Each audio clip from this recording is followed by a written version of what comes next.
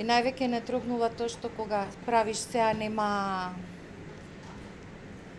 некој фидбек, некој за одредени зборувам пациенти, а ние сите сме емпатични. Не може да кажат дека ние се исто, бидејќи сите сме луѓе и сите ние во фамилија имаме по некој член, верувајте ми, што дали децата ни се, дали родители, браќа, сестри, сите ние имаме по некој. Ова е болест како некој вирус, како грип, нема каде не, хронична. Едноставно ова е хронична болест и во континуитет перманентно пациентот се бори со болеста.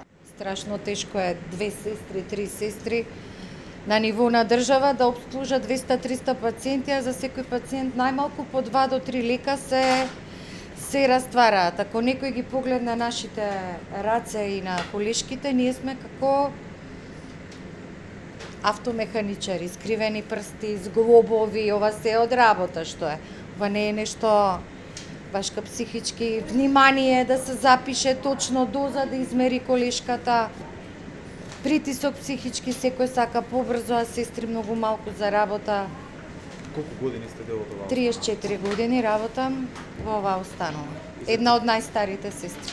И за 34 години што научивте? Има ли начин да секој биде задоволен, баш секој?